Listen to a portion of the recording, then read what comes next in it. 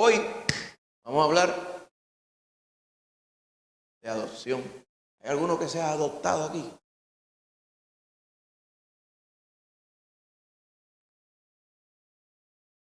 ¿Cómo dijo? Eso es verdad. Todos somos adoptados. Pero terrenalmente no hay nadie adoptado aquí, ¿verdad? Nadie que dice, no, yo tuve un padrastro, como decíamos en los tiempos, ¿verdad? Y todavía se dice padrastro. Mantenga eso en mente. Porque una cosa es la desadopción, que se hace de manera legal en este mundo, y otra cosa es la adopción que hizo el Señor con nosotros. Amén. Bien diferente como lo va a ver. Pero se le llama por la misma palabra. Fulano es adoptado. Pero ahí dijo la hermanita Aida que ella era adoptada también. ¿Verdad? Amén. Gloria a Dios. Pues vamos a ver lo que nos dice la palabra del Señor en Gálatas 4, 1 al 7, hermano. Gálatas 4, 1 al 7. Vaya allí. Gloria al Señor. Amén. Vamos a ver de una manera breve a las Escrituras para ver lo que nos dice la palabra. Recuerde que el Señor nos manda a exponer la palabra, no nos manda a inventar sobre la palabra. Tenemos que ver.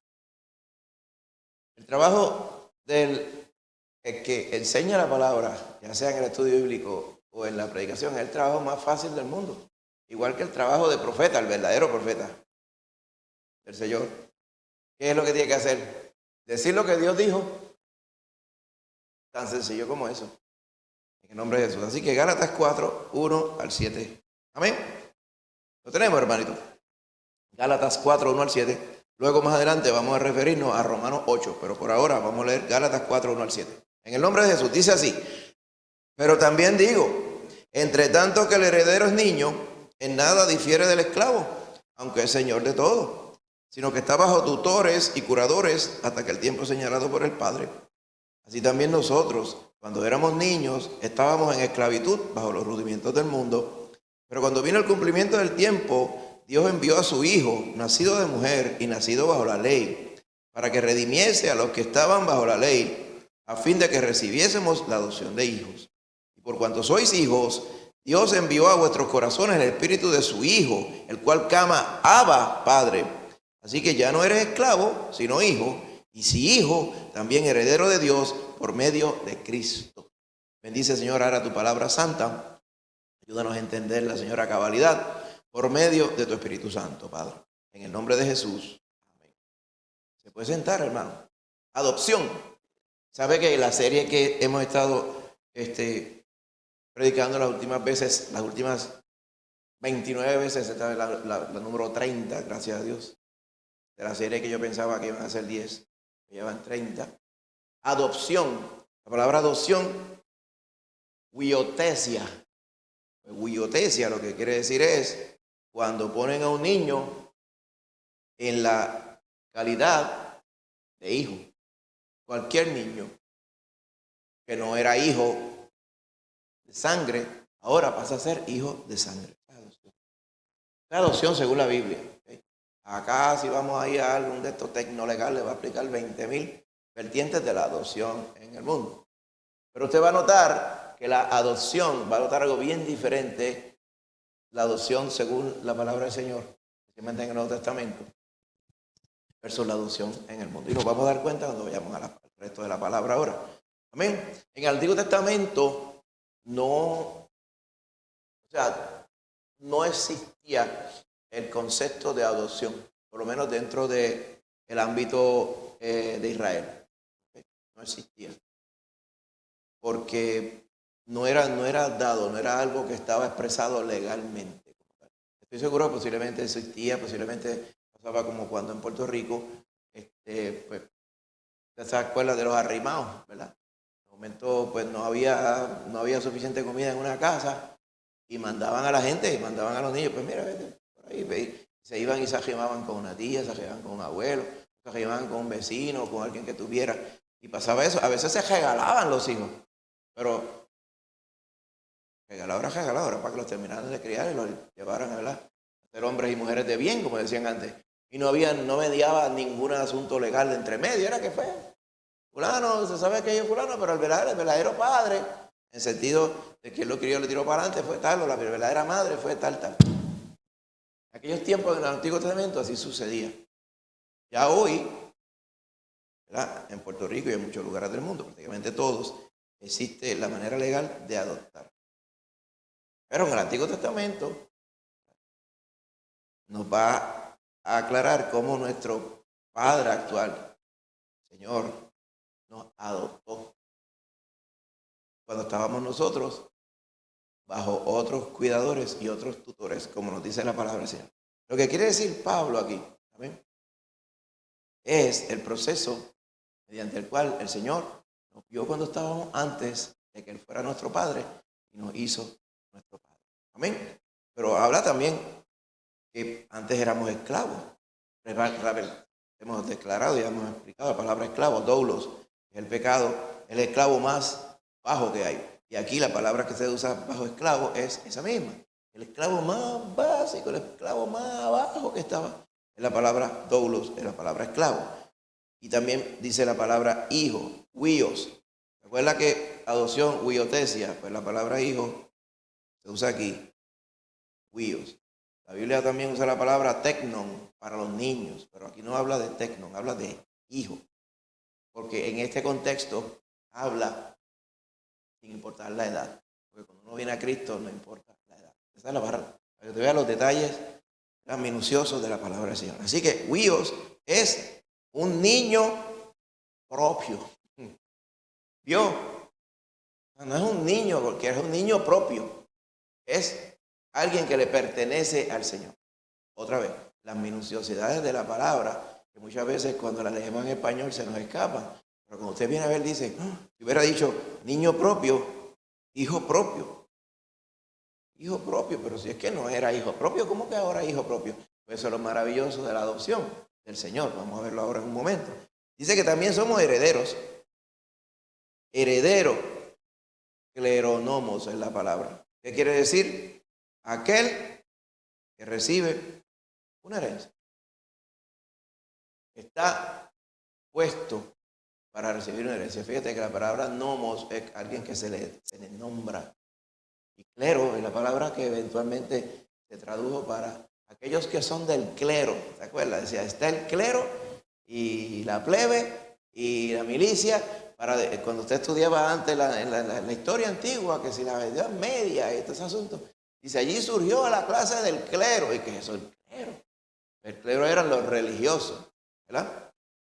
Y lo que quiere decir la palabra que está detrás de clero es que está documentado, ¿okay?, para recibir algo.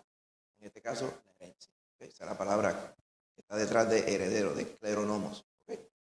Así que, si vamos en detalle, ¿verdad?, de manera rápida, en lo que estuvimos leyendo, capítulo 4, verso 1, dice, cuando el heredero es niño, fíjate que ya del plano le llama heredero. Lo que pasa es que está hablando de la familia típica. En los tiempos antiguos, especialmente en el asunto griego y romano, cuando el niño era niño, un padre y una madre, padre y una madre tuvieran un niño, ese niño, ¿okay?, para efectos legales, hasta que no fuera adulto, era igual que un esclavo, porque no tenía derechos todavía. No tenía la capacidad ni tenía el derecho, mucho menos de heredar. Dice, aunque es señor de todo. ¿Por qué? Porque es el hijo del dueño de la casa. Pero los hijos del dueño de la casa y los esclavos y todo el resto de la gente eran iguales, a excepción de la esposa y a excepción de los que eran mayores de edad y obviamente el dueño de la casa. Pero esa era la jerarquía que había en aquello entonces. Así que el niño estaba, como decían en los tiempos de antes, los niños en Puerto Rico, cuando las cosas estaban malas, que eran bien escasas, pues los niños eran todos iguales. Si había ropa, si había echado para ropa, para zapatos, había para todo el mundo, y si sobraba para los niños, así era. Por eso es que decía la canción de Tony Croato, ¿verdad? Gordito y colorado. Que si en aquel tiempo con un saco remendado nos vestían de buen modo y así nos criamos todos, gorditos y colorados. Lo que él alude era los tiempos esos de la escasez en Puerto Rico, donde cogían un saco de harina y ese saco de harina era la tela. Y uno se ríe, pero hay fotos documentando niños vestidos con sacos de harina. y con sacos de azúcar. Recuerdo que había uno que yo con esas fotos viejas de Puerto Rico, con una niña que estaba vestido con un traje que decía Snow White. Era que estaba saliendo en un de esos de Blancanieves, era el azúcar que se hacía en Ponce, en la hacienda Mercedita, Snow White. Pues cogieron un saco, esa tela blanca, dijeron, pues esta misma es. Hicieron como una faldita y como una blusita de la nena. Pues no había más nada, era tela que estaba allí, la tela que apareció, la tela que hubieran ido a descartar, pero en aquellos tiempos no se descartaba nada. Así que, ¿por qué no había algo mejor para el niño? Pues porque lo que era mejor pues era, pues, fíjate, papá necesita zapatos para ir a trabajar, pues no puede trabajar, no puede, ¿cómo se dice?, mantener su familia. Así que era lógico que los otros recursos iban para los primeros. Los niños los dejaban, pues, cuando iban creciendo, pues más o menos, ahí, poco a poco. Esa era misma la mentalidad que está en el capítulo 4, verso 1, ¿ok? Dice, el heredero no era diferente al esclavo, aunque eventualmente sería el señor de todo. Dice, sino que en esa edad está bajo tutores y curadores. ¿Okay? Importante, los tutores, ¿okay?, eran los esclavos, eran unos esclavos que se dedicaban a cuidar a los menores de edad.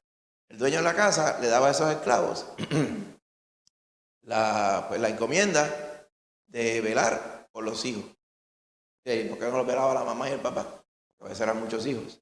El papá y la mamá tenían que estar atendiendo el asunto de la casa. No había tanto tiempo para estar velando niños, ni mucho menos para estar criando niños. Los mayordomos era a veces un cruce entre un esclavo, pero ya tenían otro ranking, ¿verdad?, porque eran administradores. Administraban las propiedades del niño que iba a heredar hasta que el niño tuviera la edad. Así que yo me acuerdo en los tiempos de Puerto Rico aquí, me acuerdo que en casa de mi bisabuela, ¿okay?, habían esclavos que habían dejado de ser esclavos, que ya estaban emancipados, pero emancipados en un papel, pero en su vida práctica seguían trabajando simplemente por room and board. ¿Sabes que los room and board es por la comida y por la estadía? Con solamente poder vivir en la casa de mi bisabuela, pues eran personas que se dedicaban a hacer esto. Entonces, a mi papá tenía dos tutoras de estas. Se dedicaba entre limpiar y cuidar la casa y a eso se dedicaba. Recuerdo como ahora, yo llegué a conocerlas porque ellas estaban vivas todavía cuando yo era un niño. Vinieron a morir cuando yo tenía como 10 años. Recuerdo como ahora, ella se llamaba Isabel. Pues Isabel crió al viejo mío. Fíjate, para que tenga idea, el viejo mío nació en el 36. Isabel quizá tenía 15, 20 años cuando eso. Que vea los tiempos que le digo.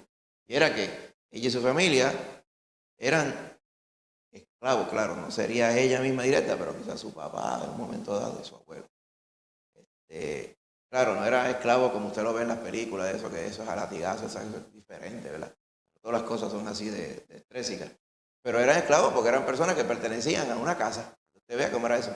Y eso fue cerquita aquí en Añasco, hasta usted viene a ver relativamente, qué sé yo, hace 80 años. Usted viene a ver. Pero era así. Los tutores estaban para encargarse de los muchachos. Cuidado que antes daban trabajo a los muchachos, antes no había pan para que usted comprara de nada, eso era todos esos culeros, como le decían antes, había que limpiarlos, hervirlos y toda la cosa. Y las leches había que esterilizarlas y todo. Eso era un trabajazo completo, pues se lo dedicaban a estas personas. ¿Ok? ¿Por qué? Porque el niño no podía valerse por sí mismo. Lo que nos dice la palabra aquí es que mientras el niño es niño, está bajo tutores y curadores hasta que se cumple el tiempo que el padre señaló. ¿Qué tiempo era ese? El tiempo cuando llega a la mayoría de edad. Este concepto de mayoría de edad en nuestra cultura no es muy fijo y exacto. Pero en la cultura romana, la griega, especialmente la hebrea, habían unos momentos cuando el muchacho se pasaba por una ceremonia para pasarlo de niño a adulto. Hoy día, los hebreos y los judíos, los israelíes, tienen el bar mitzvah. El bar mitzvah es cuando ¿verdad?, mi descendiente pasa más allá. Mi descendiente pasa a la edad madura. Y existe una ceremonia parecida para las niñas, pero en realidad antes no existía para las niñas, que ahora como todo, ¿verdad? Equal Opportunity, pues se inventaron una para las niñas. Pero la realidad es que eso aplicaba, no se sienta mal, esto aplicaba en el término hebreo a los varones. Pero existían pasos similares para los griegos y para los romanos. O sea, cuando los griegos y los romanos leían esto, los gentiles leían esto, ellos decían, yo sé lo que está diciendo Pablo. Él está diciendo lo que ya sabemos, que el niño va creciendo y de momento va a haber un momento que ya no es niño. Tenga eso en la mente, ¿verdad? Eso era algo que pasaba así. Y esto no era como aquí, mira, qué grande está el nene ya está hablando así, como que se le corta la voz, ya no es nene. Esto es nuestra cultura, pero la cultura bíblica, esto era cuando venía el día de un día para otro. Un día era niño, el otro día ya era adulto de la casa, era hombrecito de la casa. ¿Ok? Y dice, así también éramos nosotros. Cuando éramos niños, estábamos en esclavitud bajo los rudimentos del mundo. Ahora, rudimento es otra palabra. Rudimento. La palabra literal es filas y los que atraviesan las filas. Piense una tabla de multiplicar. Piense cuando usted está segregando un terreno. Piense cuando usted está trazando un plan. ¿Okay?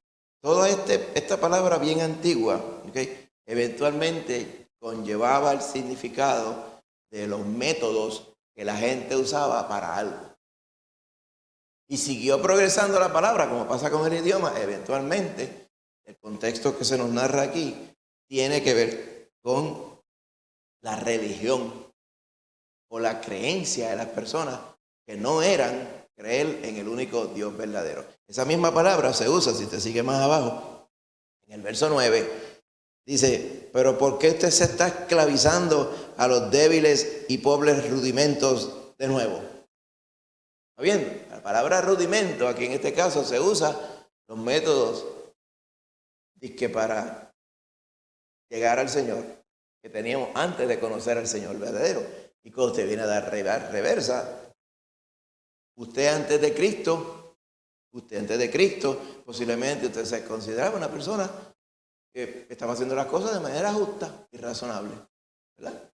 A veces sí, a veces no. A veces pasa con las personas. Algunos eran bien metódicos, por ejemplo, en términos de la religión. Ay, la religión, yo estaba así, y hacía las cosas así. Y al que dice, no, es que yo no tuve ninguna religión, ¿verdad? Pero la noción de decir, yo tengo que vivir mi vida de acuerdo a algunas reglas, a unas regulaciones, a unas normas, siempre estaba. A menos que usted me diga, no, yo era en verdad una persona que yo hacía las cosas completamente a lo loco. Yo era una cosa que era arrebatado. Y yo hacía las cosas a lo loco. Rara vez encontramos personas así. Lo que sí sucede es que mientras vamos creciendo, nos vamos enmarcando en unos rudimentos. Pues lo que quiere decir Pablo aquí, estos rudimentos del mundo, rudimentos de este mundo existiendo, pues siempre tienen, ¿verdad?, esa forma, como que es un método.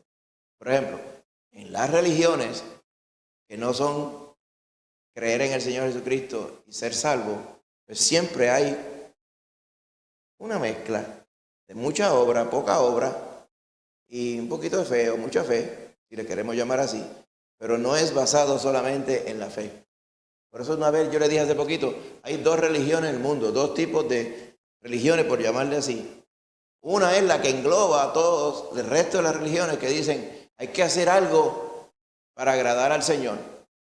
Si nosotros no hacemos algo, nosotros no podemos compensar por lo que el Señor nos da. Mientras que la verdadera fe está basada en que nosotros lo que tenemos que hacer es creer en el Señor. Estoy hablando de la salvación, creer en el Señor y el resto viene por añadidura. El servicio al Señor viene después. El servicio al Señor no compra salvación. Pero el resto de la noción que hay en el mundo, de los rudimentos del mundo, es al revés.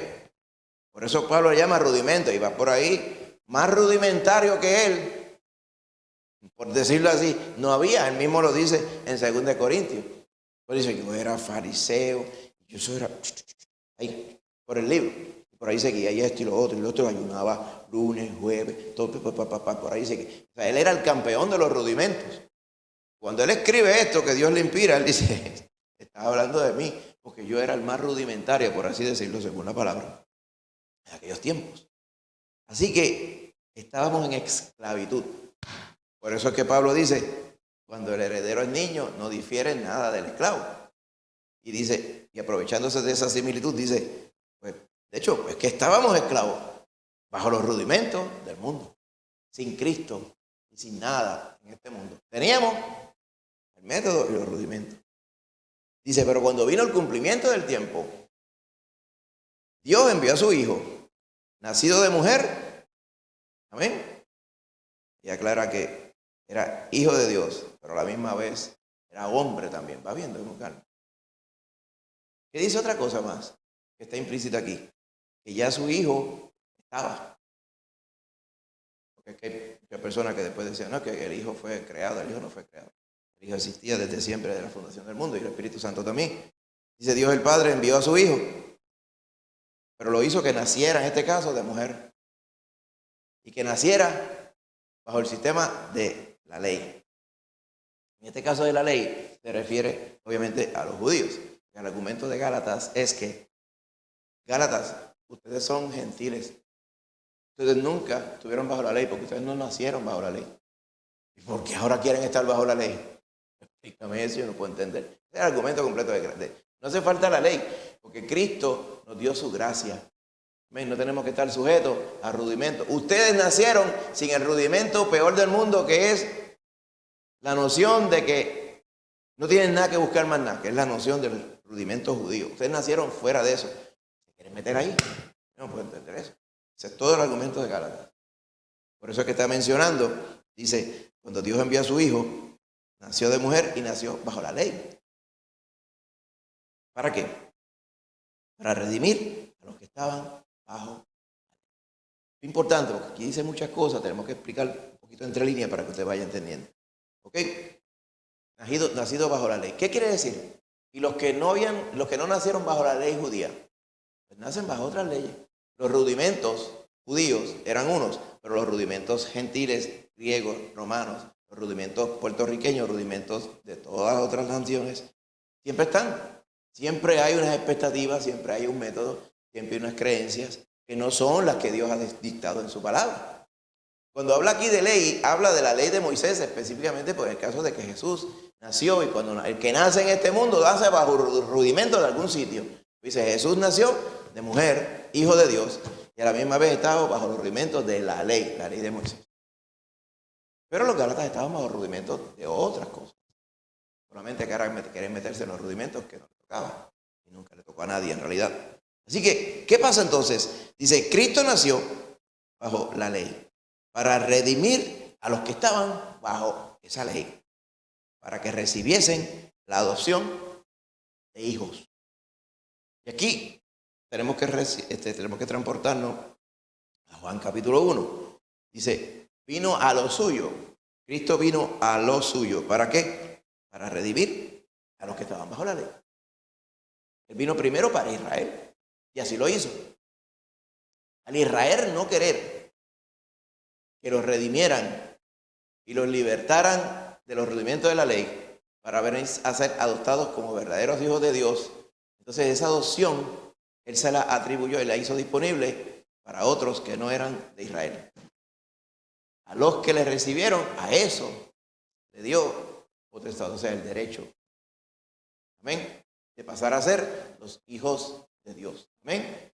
Si usted va allí, por eso es que, si mira ahora con este tema, se explica muchas de las palabras que usan ese verso. Vaya a Juan capítulo 1, verso 11 y 12. Mire cómo dice. En aquel momento dice, a lo suyo vino, y los suyos, o sea, Israel, no le recibieron. Mas a todos los que le recibieron, a los que creen en su nombre, les dio potestad de ser hechos hijos de Dios, los cuales no son engendrados de sangre, ni de voluntad de carne, ni de voluntad de varón, sino de Dios. O sea, no es por nacimiento, no es por sangre no es por la raza, sino que son engendrados de parte de Dios. ¿Va viendo el cambio que hubo? Cuando uno está en el mundo, uno tuvo quien lo engendró. Nuestros papás nos engendraron. Usted es un engendro de su papá. ¿Verdad que tiene una notación mala a veces la palabra engendro? Usted era un engendro de su papá y de su mamá, literalmente. Pero la palabra del Señor le está diciendo que cuando usted viene a Cristo, ahora usted es un engendro de Dios. Amén. Usted es engendrado por Dios, sin haber quedado originalmente en nada de ello. La palabra adopción en la calle cumple con un montón de requisitos jurídicos. Pero lo que nunca puede hacer la adopción del mundo es que usted pasa a ser carne y sangre de quien la adoptó. Aunque la persona diga, yo te quiero como un hijo, como yo quiero, como si yo te hubiera parido, hubiera dicho la señora que adopta. Como si yo te hubiera parido, yo no hago diferencia entre... Eso está perfectamente bien. Qué bueno que es así. Pero eso no hace que ese hijo o esa hija adoptado sea carne y sangre. Amén. Sea consanguíneo. En el caso del evangelio es bien diferente. ¿Ok? Por lo que vamos a ver ahora en los versos 5 al 7 de Gálatas. Amén. Bien diferente. Mire cómo dice. Dice, para que redimiese a los que estaban bajo la ley, a fin de que recibiésemos la adopción de hijos. Así que en el caso del verso 5, cuando dice ley, no solamente aplica la ley de Moisés, aplica a todos los rudimentos. ¿Quién no estaba bajo rudimentos? De lo que quiere decir Pablo. Pues todo el mundo. Pues Cristo vino para sacarnos de esa ignorancia. Amén. Y cambiarnos el Padre. Básicamente dice, y por cuanto sois hijos, Dios envió a vuestros corazones el espíritu de su Hijo, el cual clama, Abba, Padre. Allá Marcos 18:46.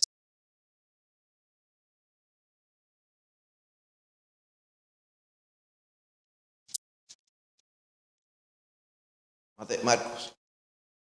No, creo que es 16. Estaba apuntando. Marcos 14:36. Lo tengo yo en la mente, hermano. Truqueando los números. 14:36. Marcos 14. Dice así. Y decía, Abba, Padre, todas las cosas son posibles para ti. Aparte de mí esta copa, mas no lo que yo quiero, sino lo que tú. Abba era el nombre que el Señor le llamaba al Padre. Abba es papá o papi, como usted quiera. Hay muchas personas que dicen, ay, yo no le puedo llamar así al Señor que me redimió porque eso es irreverente. ¿Cómo usted le va a decir irreverente si la palabra del Señor dice que el espíritu que Dios puso en nuestros corazones después que nos salvó es el mismo espíritu de su Hijo, el cual clama, papá? El problema es que muchas veces hay personas que no se dejan llevar por el papá. Pero la realidad es que lo que nos está explicando aquí es que tan lejos que estábamos de ser hijos verdaderos por los rudimentos. Y cuando usted no es hijo de Dios, usted es hijo del diablo. Eso lo dice la palabra. Usted no puede ser hijo del universo, ni el hijo de la tierra, ni el hijo de Oklahoma, como cantaba el musical aquel. We belong to the land. Y todas esas sandeces. ¿Usted pertenece a Dios o usted pertenece al diablo? El argumento de aquellos que altercaban con el Señor, que decían, nosotros no, nosotros somos hijos de Jehová, porque que somos hijos de Abraham. Le dicen, no, ustedes son hijos de su padre. Por eso sí, el padre, el diablo. No es posible que fuéramos hijos del diablo. Cuando usted no estaba en Cristo, estaba sujeto a rudimentos, el que fuera, usted era hijo del diablo igual que todo el mundo. Pero mire ahora. Dice, cuando vino Cristo, en el momento que Dios dijo, vino a redimir, o sea, a comprar eso que estaban esclavizados, porque los esclavos había que comprarlos. Los esclavos no era de buena fe. Si quieres, vente conmigo, o si quieres, quédate allá. El esclavo no tenía potestad. Había que comprarlo. ¿Cuál era el precio del esclavo? Y los esclavos se vendían por dinero, en el contexto de esta historia bíblica. ¿Cuánto era el precio que había sobre nuestra cabeza? el precio de sangre, el precio de muerte. Así que alguien tenía que morir para comprarnos. El comprador tenía que pagar vida con vida. Pues el comprador, Cristo Jesús, pagó con su vida. Por eso es que dice la palabra que Él fue enviado por Dios y nació de mujer para que pudiera llevar en su cuerpo nuestros pecados. Pero era Dios para que su sacrificio fuera válido. Porque si no hubiera sido solamente, como decía Pablo, alguien bien súper extra triple buena gente que murió y allá está, ahí quedó. Quedó escrito en la historia que murió. No logró nada. Pero Cristo murió, cargó el pecado suyo y mío, de todo el mundo en Él. Y era Dios mismo llevando el pecado del mundo. Para que nosotros pudiéramos ser redimidos, los que estábamos bajo los rudimentos, para recibir la adopción de hijos. Pero el verso 6 dice, ahora somos tan hijos, que no es adoptado según el mundo, es adoptado según Dios.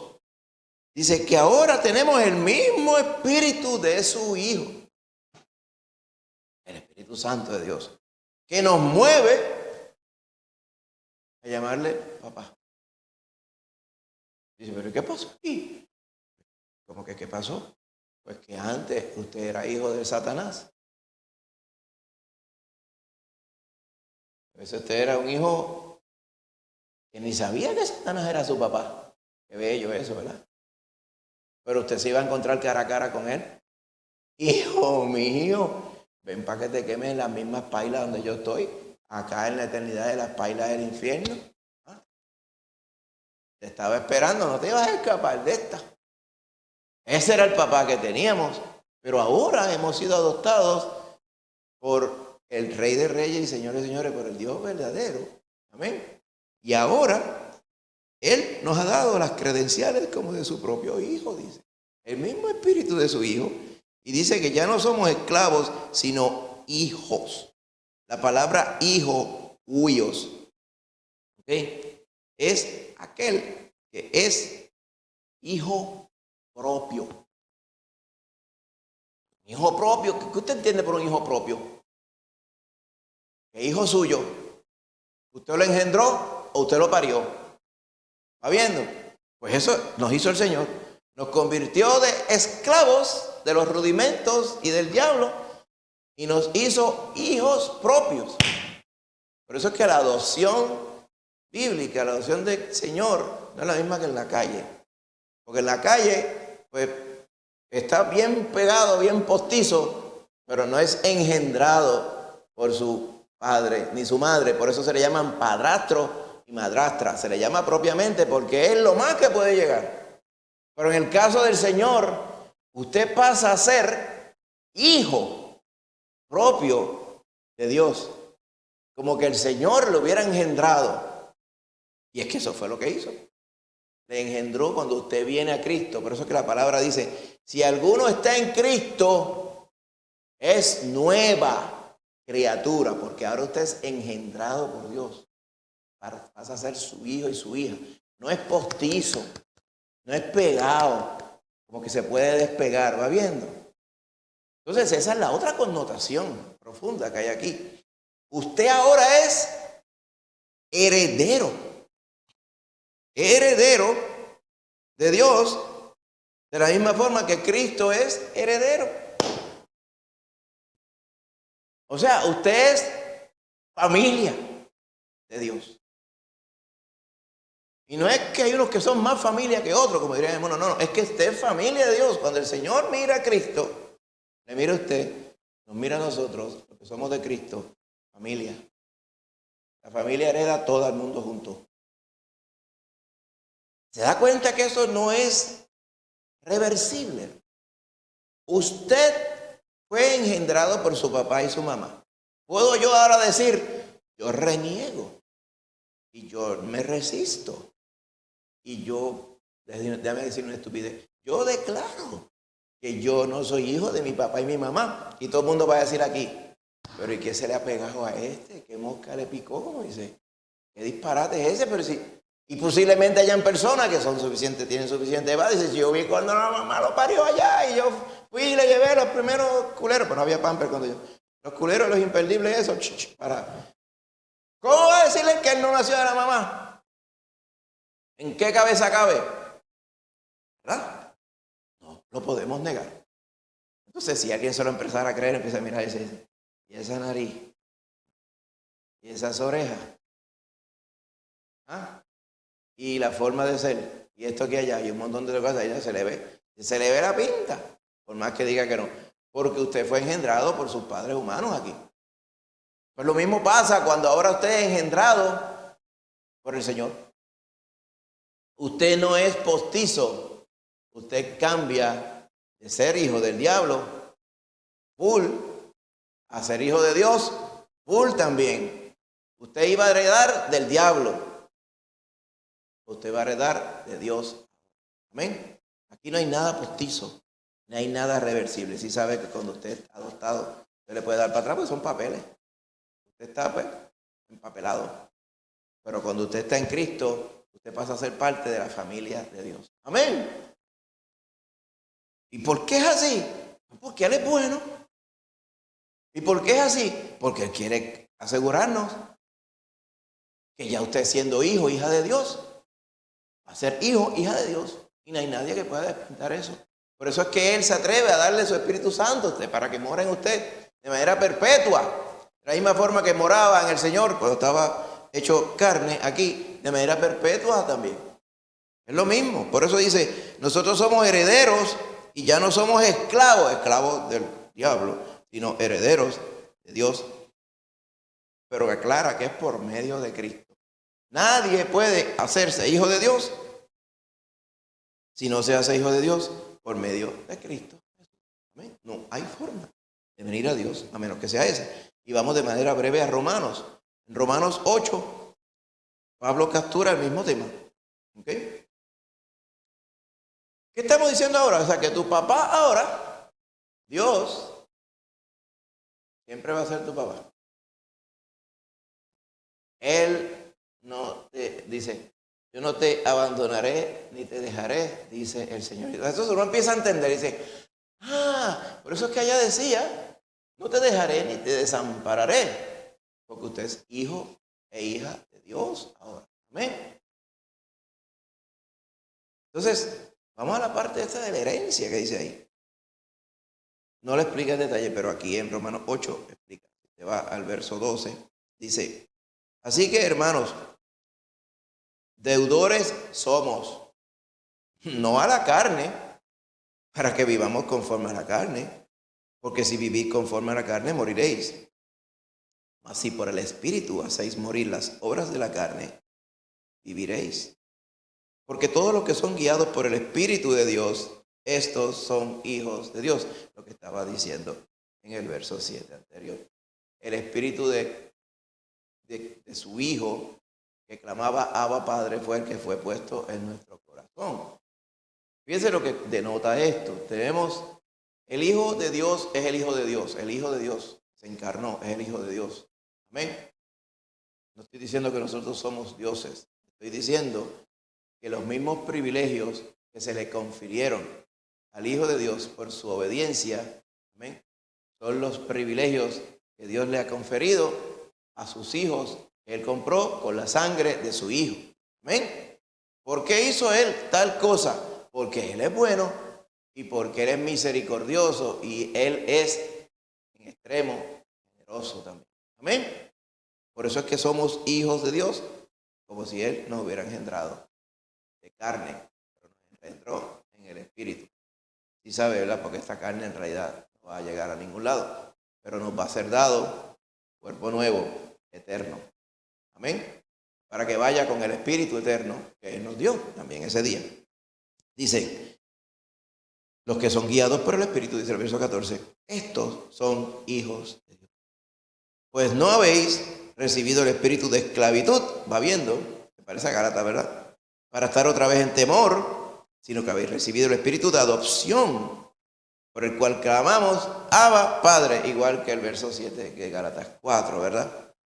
Así que el espíritu de adopción no es otra cosa que el Espíritu Santo de Dios que se nos da cuando somos adoptados a la familia de Dios. sea, cuando somos hechos parte de la familia de Dios. Amén.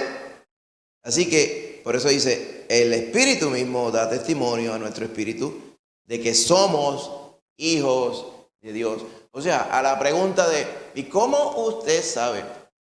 Usted es un hijo o una hija en propiedad de Dios. Que parecería algo súper pedante de nuestra parte, diría los rudimentarios, ¿verdad? Pero los espirituales, porque tenemos el Espíritu, vemos lo que dice la palabra y dice, nosotros nos apropiamos de lo que dice la palabra. No me lo inventé yo. Dice claramente que el mismo Espíritu nos confirma cuando somos o no hijos de Dios. Amén. Porque usted no solamente lo ve en las evidencias de su vida, sino que en su corazón y en su conciencia usted dice, yo estoy claro, estoy clara. Yo soy feliz y voy para la eternidad porque Cristo me salvó. Amén. Y ahora soy hijo legítimo. ¿Va bien? Esa es la connotación. Hijo legítimo de Dios. Bendito sea el Señor. Dice, y si somos hijos, dice el 17, y aquí está la parte importante, somos también herederos. ¿Recuerda? Cleronomos. Herederos de Dios y coherederos con Cristo, sin cleronomos. ¿Sabe qué quiere decir sin cleronomos? Herederos a la misma vez. Herederos a la misma vez. Bueno, vaya viendo, cuando usted dice, párate, pero ¿qué está diciendo aquí? Lo que Cristo va a heredar, lo voy a heredar yo también, a la misma vez. Entonces uno dice, pero espérate, no fue suficiente que nos hubiera hecho hijos como si hubieran sido engendrados irreversiblemente. También vamos a heredar con Cristo. Dice, y lo que se presupone es que vamos a padecer juntamente con Él, para que juntamente con Él seamos glorificados. Porque los que son hijos de Dios en este mundo no caben, hermano. Usted va viendo el conflicto que nada más en este asunto, que es una simple mudanza, o una simple botada. Estamos cogiendo una botada, es lo que estamos cogiendo. Pero una botada porque viene de un corazón malo. Estamos viendo cómo el Señor revela los corazones y dice, pero ¿y por qué hay corazones tan malos? ¿Qué corazones tan buenos? Pues ¿quién hace esa diferencia? El Señor. Vaya viendo, eso es lo que nos está diciendo. Cuando el Señor está en alguien, hermano, hace la diferencia, transforma esa vida, pasa a ser hijo del diablo a ser hijo de Dios. Amén. Esa es la diferencia. Por eso dice la Biblia que por el fruto, por sus frutos los conoceremos. Porque el que es de Cristo, amén, coheredero de Cristo, da fruto apacible de Cristo. Amén. No podemos ver otra cosa. Usted no va a ir a un palo de mango y esperar que le dé 3 aguacates mañana y al otro día le dé 3 chinas. O sea, el mango da mango y se acabó. Pues el árbol malo da mal fruto y el buen árbol da buen fruto. ¿Y quién determina eso? Si está Cristo en su vida o no. Es así de sencillo. Gracias a Dios que así de sencillo, ¿verdad? Por eso es que somos coherederos. Mire, ¿qué vamos a heredar? Este va a Tito 3:7. Vaya con calma porque no es que hay ningún capítulo que diga, he aquí lo que deriva la herencia. No, vamos a buscar lo que dice la palabra en diferentes porciones. Dice Tito 3:7, dice, para que justificados por su gracia viniésemos a ser herederos conforme a la esperanza de la vida eterna. Eso es lo primero que vamos a heredar, la vida eterna. Fíjense que esperanza es algo que va a suceder, pero no ha sucedido. Eso es lo que quiere decir. ¿Se acuerda que definimos esperanza en una ocasión? Eso es lo primero que vamos a heredar, la vida eterna. Y si usted va a Juan 17:22, el Señor Jesús cuando estuvo orando por nosotros, dice, la gloria que me diste, yo les he dado, para que sean uno, así como nosotros sean uno. ¿Viste lo que está diciendo el Señor Jesús? Él es uno con el Padre, pues nosotros vamos a ser uno con el Padre también. O sea, el Padre es nuestra herencia. Cuando David decía, mi porción es Jehová, más allá de la tierra de los vivientes, dice, ¿qué está queriendo decir David ahí? Pues que él iba a heredar a Jehová. ¿Cómo alguien podría ser tan pretencioso y decir que alguien va a heredar? No es que va a heredar de Jehová, solamente va a heredar a Jehová. Pues que aquí lo dice, hermano, también. Para que sean uno, como el Padre y yo somos uno. Esa es parte de la herencia. Y sigue diciendo más también. Acá en capítulo, si vamos a Romanos 5:2. Por quien también tenemos entrada por la fe a esta gracia en la cual estamos firmes. Y nos gloriamos en la esperanza de la gloria de Dios. Otra herencia más. Vamos a recibir la gloria de Dios. La que nadie podía ver sin fallecer, nosotros la vamos a recibir también. En Hebreos 1:2 hay otra parte de la herencia. Dice, en estos postreros días nos ha hablado por el Hijo, a quien constituyó heredero de todo, y por quien asimismo hizo el universo. Cristo es heredero de todo, y usted es coheredero con Cristo. Usted es heredero de todo también. O sea, todo lo que el Señor le dio a su Hijo, nos lo dará a nosotros también. Por eso dice, el que no escatimó ni a su propio Hijo, ¿cómo no nos dará junto con Él todas las cosas? No que usted las esté buscando, pero Él se las va a dar. Amén. Bendito sea el Señor. O sea, esa es la herencia incorruptible e inmarcesible, por usar una palabra de domingo que usaba Pablo. No hay forma de manchar ni de despintar la herencia que el Señor nos va a dar. Amén. Si contrastamos esto con la herencia que su padre anterior le iba a dar, literalmente la diferencia es entre el cielo y el infierno. Así de lejos queda. Porque del diablo no íbamos a heredar nada.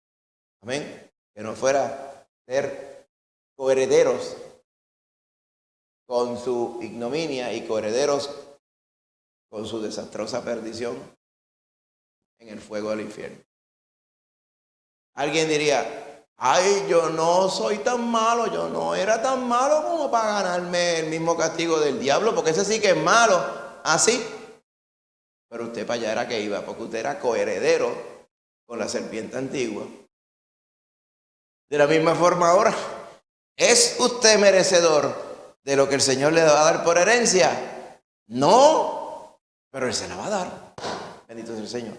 Porque Él es bueno. El otro era porque era malo, pero este es porque Él es bueno. Y para siempre es su misericordia. Por eso dice el verso 8, perdón, verso 1, capítulo 8 de Romanos, ahí mismo dice, ninguna condenación hay para los que están en Cristo Jesús.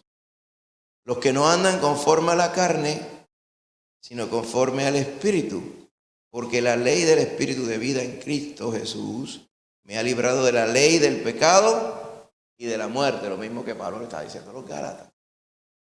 Así que ya no estamos bajo los rudimentos y las parsimonias, por así decirlo, que antes teníamos sin Cristo. Ahora cuando usted está en Cristo, usted es nueva criatura, literalmente. Amén. Para que usted vea hasta dónde alcanza el poder de Dios. Eso no es que usted cambió de parecer. Eso es lo más liviano de todo. El Señor le transforma, hermano. Y dice que le da su espíritu para que su espíritu le vaya guiando durante todos los días de su vida. Bendito sea el Señor, amén. Y eso no se acaba hasta que usted esté en la presencia de Dios, amén. Cuando usted es de Cristo, usted es de Cristo. No hay forma de despintar nada. Ahora, la parte importante que también nos dice el verso 17 aquí en Romanos 8, y sabe que hay muchas personas, hay muchas nociones en este mundo que hablan acerca de santidad. Santidad, apartarse del mal, apartarse del pecado. Y permanece mucho esta noción Muchas personas que piensan, muchos creyentes que piensan, que es que de momento hacen algo que los hace más santos. O oran de momento y son más santos. O van a un taller, salen más santos. Y van y leen una porción bíblica y son más santos. ¿Verdad? Como que hay algo, o como de momento va a venir un momento dado, que va a venir una gracia de Dios. ¡Fua! Y de momento, de ahí en adelante, eres más santo que antes. Y esa noción está prevaleciente en muchas de las doctrinas que se predica en muchas congregaciones. Pero eso va bien diferente a lo que dice el verso 13, capítulo 8. Dice, pero si por el Espíritu ustedes hacen morir las obras de la carne, ustedes vivirán. O sea, dan a entender de que son para vida eterna. Vivir, el contexto de vivir, en este caso, es ese. Creo que no está diciendo completamente contrario. Más bien, el creyente se va santificando paulatinamente, o sea, poco a poco, cuando obra el Espíritu Santo y la palabra del Señor, en él o en ella, van de día en día, de día en día, de día en día, haciendo morir, como dice ahí, las obras de la carne. Eso no es que de momento, ¡pah!, ahí amaneció el real kill de las obras de la carne, de un día para otro. No, usted está dirigido por el Señor para hacerlo así. Quería enfatizar esa noción porque muchas personas que conozco están buscando una segunda y una tercera bendición de parte de Dios para que encajar con lo que le dice la Biblia. Y eso no es bíblico.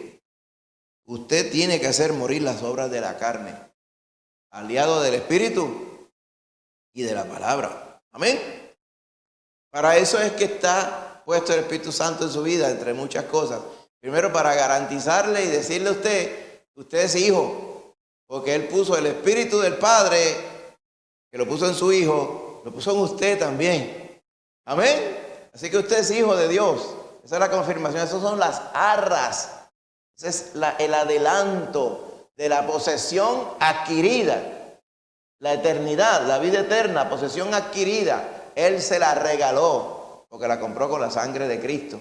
Y encima de eso, toda la herencia que hemos visto, el Señor nos va a dar. Amén. Mientras, ¿qué vamos a hacer? Solamente predicar el Evangelio.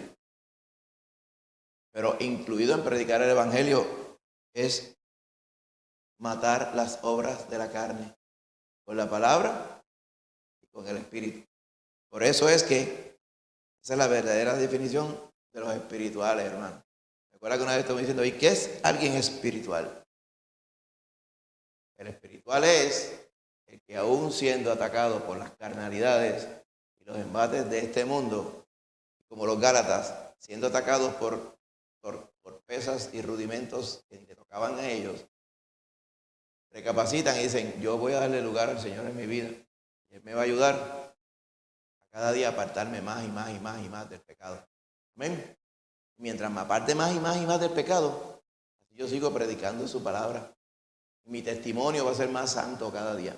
Amén. ¿No le parece? ¿Verdad que raro sería predicar a Cristo Jesús y no tener santidad? Santidad era verdadera. No estoy hablando de pelo, pantalla, lipstick, zapatos. Esos son sandeces, hermano. Fíjese de eso.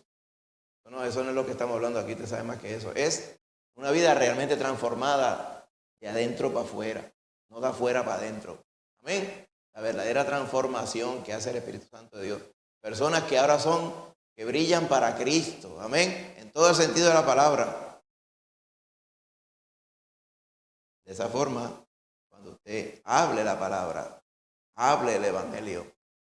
Amén. Todo el resto de su vida estará allí en apoyo a.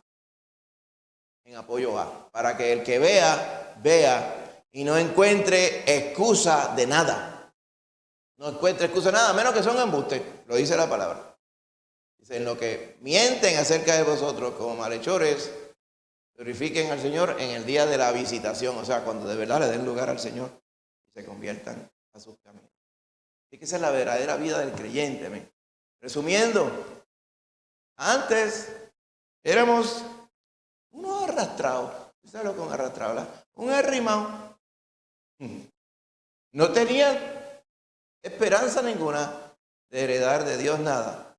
Pero dice que cuando Dios envió a su Hijo, Cristo, en su momento, todos aquellos que vienen a Cristo, Él le da las mismas bendiciones que a su Hijo.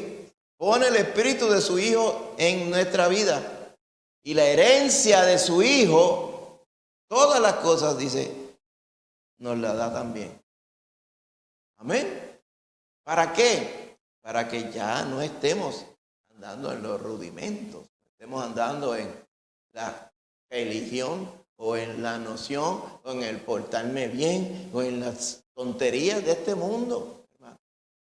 Todas estas cosas del mundo son puras idioteces, hermano. No te vienen a ver, todas estas cosas se van. Mira, hoy día está la gente. Bandera por aquí, este es el mío, aquel es el de él, el otro viene aquí por allá. Uno quitado, uno puesto. Allá yendo para casa, entrando para casa, había un clase de cruzacalle puesto en un trailer de eso. Y llegaba de aquí hasta aquella pared. Y estaba la señora que es candidata con uno que era candidato a comisionado residente, que perdió en las primarias. Muchos se tardaron. El otro día pasé y ahora está el mismo póster con la misma señora, pero al lado pusieron al que ganó. Uno quitado y uno puesto. Thanks for your service. Así es el mundo.